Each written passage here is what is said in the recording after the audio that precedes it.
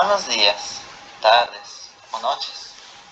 A continuación, les vamos a hablar acerca de un tema que ha sido muy hablado en estos tiempos de pandemia.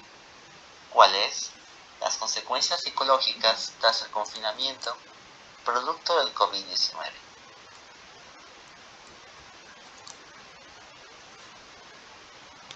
Primero les hablaremos del contexto histórico, el cual consiste en las distintas pandemias que ha habido a lo largo de la historia en los últimos 20 años.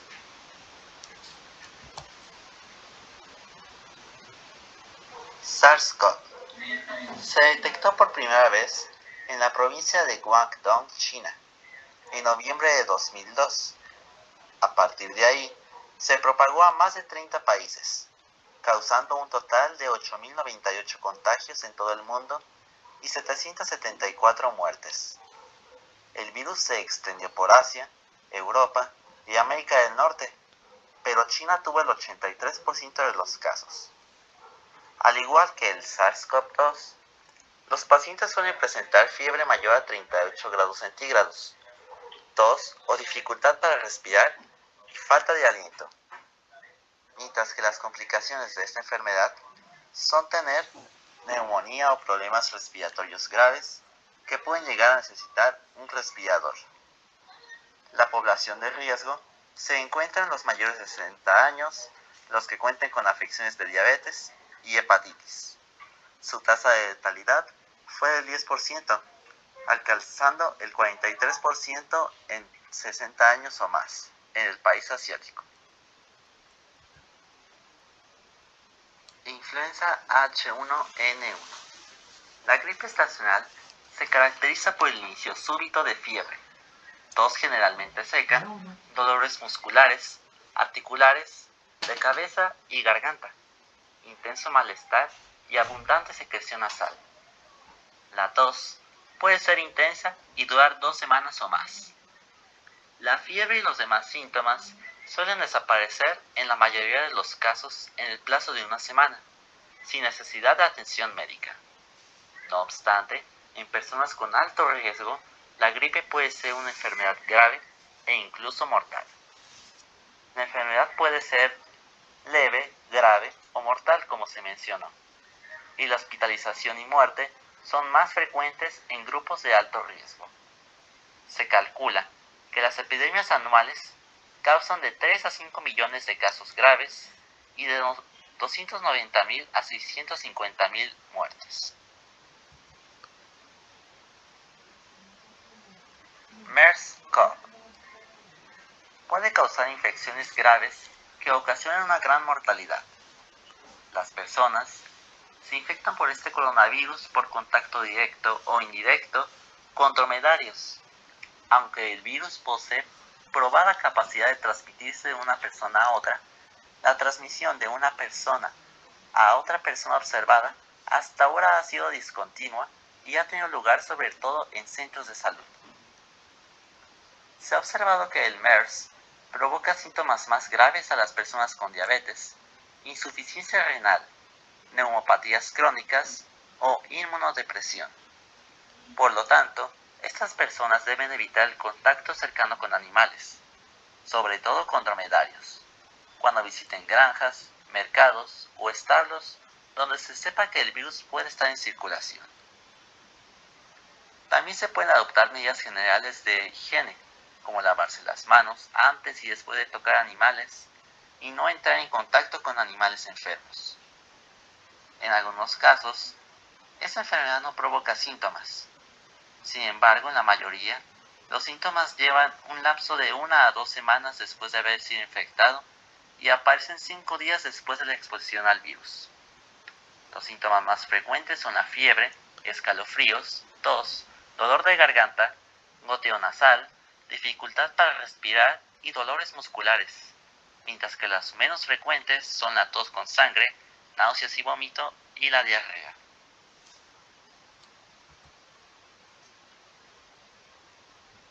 Virus del ébola. El brote de ébola de 2014 a 2016 en África Occidental fue el más extenso y complejo desde que se descubrió el virus en 1976. hubo más casos y muertes en este brote que en todos los demás juntos. Además se extendió a diferentes países, empezando en Guinea y luego propagándose de las fronteras terrestres a Sierra Leona y Liberia. El periodo de incubación oscila entre 2 y 21 días.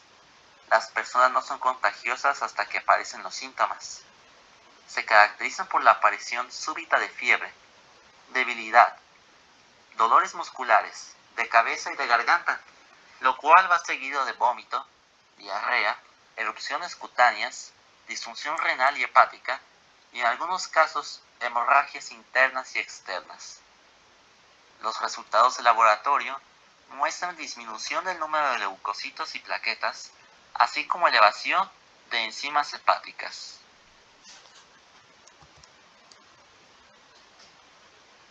La pandemia del COVID-19 se ha propagado rápidamente por todo el mundo, provocando que muchas personas se hayan enfermado y convirtiéndose en una responsabilidad internacional liderada por la OMS para detener los contagios.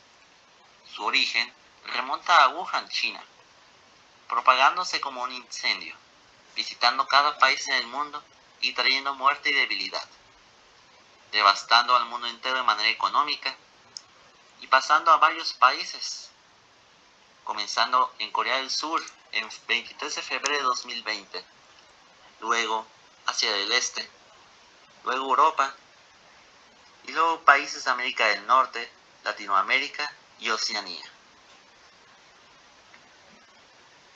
De acuerdo con la OMS, los síntomas más frecuentes son la fiebre, la tos seca y el cansancio. En cuanto a síntomas menos frecuentes hay dolor de garganta, diarrea, conjuntivitis, dolor de cabeza, pérdida del olfato o el gusto, sarpullido en la piel, decoloración de los dedos de las manos o pies. Y los síntomas más graves se encuentra dificultad para respirar, dolor u opresión en el pecho y pérdida del habla y movimiento.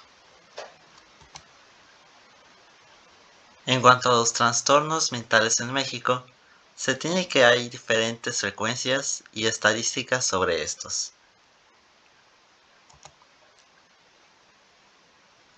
Y aquí podemos encontrarnos con la pregunta de cuáles son y cuáles son sus porcentajes. Bueno, pues cerca del 45% de la población adulta presenta mala calidad del sueño. Y según el Instituto Jalisciense de Salud Mental, estos son trastornos de ansiedad, trastornos depresivos, trastornos por adicciones, trastorno por déficit de atención e hiperactividad y trastornos de sueño.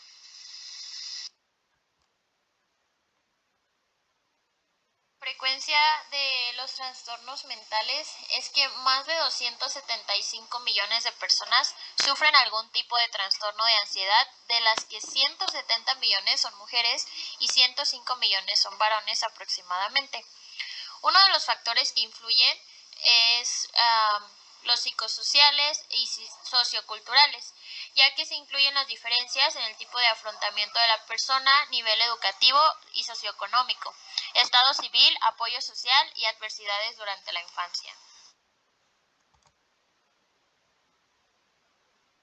Si hablamos de los prejuicios, nos vamos a dar cuenta de que a pesar de la elevada prevalencia del trastorno como la ansiedad, por lo general esta es infradiagnosticada en atención primaria, de modo que solo el 50% de los casos suelen ser detectados y esto se debe prácticamente a dos situaciones: a que existe mucha desinformación y además a que el mismo paciente oculta su propio estado ansioso, ya que lo puede percibir como una debilidad o un defecto incluso de su propia personalidad.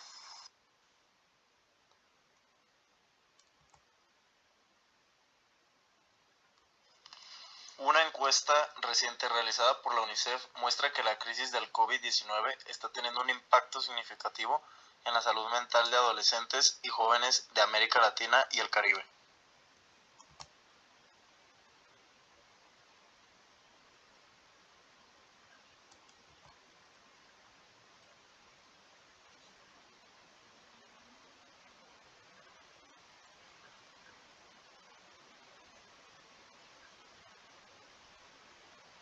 autopercepción de la ansiedad y medidas a tomar. Ordena tu entorno y organiza tu día para que no pierdas la noción del tiempo. Reconoce tus emociones y no las reprimas. Céntrate en ti, piensa en formas para estar en contacto con tus amigos. Estas son algunas de las recomendaciones de la UNICEF en esta pandemia. Los jóvenes pueden autopercibirse sin o con ansiedad cuando realmente esto no suele ser totalmente cierto. Va dependiendo de la persona, su edad y género a la hora de la autopercepción. Uno puede decir que tienen mucha ansiedad cuando realmente no tienen tantos signos o viceversa.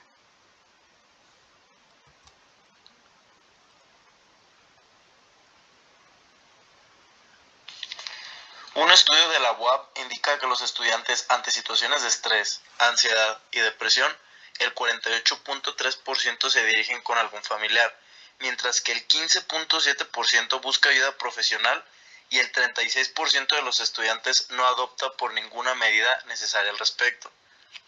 Aproximadamente 3 de ellos tendrían ansiedad y esto no es para tomarse a la ligera.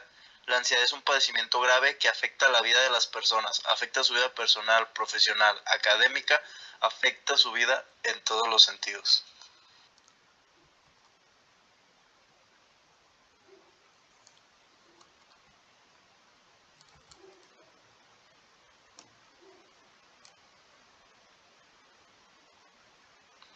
La pandemia por COVID-19 ha tenido presencia en México y en el mundo, causando estragos en distintas dimensiones. Sin embargo, pareciera que el ámbito psicológico ha quedado un poco rezagado, pero no significa que sea menos importante. Las emergencias requieren de estados emocionales de hiperalerta. Es un desequilibrio en el que los elementos con los que ya cuenta el sujeto son insuficientes ante una situación que no había experimentado, y de esta manera integrar nuevas habilidades y regresar a un estado normal emocional. Este mecanismo funciona como un adaptador emocional y social de reintegración. Para el afrontamiento de estas situaciones nuevas, en gran parte dependerá de los recursos con los que ya cuenta la persona, en conjunto al método que utiliza el profesional de la salud para tratarlo. Heredia, Pando y Salazar citan a Erickson, donde describe 2 traumas que se manifiestan en las personas: trauma individual y colectivo. El primero se refiere a un golpe en la psique que rompe las defensas de la persona de forma repentina y fuerte. Y el trauma colectivo menciona que es un golpe a la trama de la vida social que lesiona los vínculos que unen a la gente y daña el sentido prevaleciente de la comunidad. Por ello es obvio que síntomas como el miedo, la confusión y la desesperación son característicos de las crisis sanitarias. Una crisis sanitaria sucede de manera repentina o inesperada, en lo que los servicios de salud reciben casos masivos de una enfermedad desconocida. Estos servicios se saturan y procede a diseñar un plan de contingencia. El distanciamiento social convoca desestabilidad en las redes de apoyo de las personas, lo que produce un desbalance emocional, psicológico y social en donde el afectado no sabe a quién recurrir en una crisis. Ante la suspensión de actividades académicas, surgió la preocupación de investigar cuáles son los estragos psicológicos entre el cuerpo estudiantil.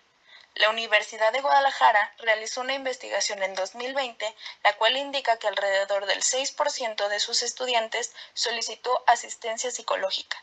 Los datos sugieren que el alumnado de centros universitarios, particularmente en el área metropolitana, son los más afectados emocionalmente ante esta contingencia. Las preguntas abiertas evidenciaron esta situación. Más del 6% de las respuestas a preguntas abiertas son verdaderas llamadas de auxilio que requieren atención clínica de profesionales en el área de la salud mental, subrayó Armenta Araiza, director de la FEU. Anteriormente se mencionó que dependerá de los recursos con los que cuente la persona la afrontación que ha de tener respecto a una crisis. Para ello, una parte fundamental es tener redes de apoyo. Estas son estructuras sociales que trabajan de manera sincrónica para que las personas no se aíslen y previene situaciones de desesperanza.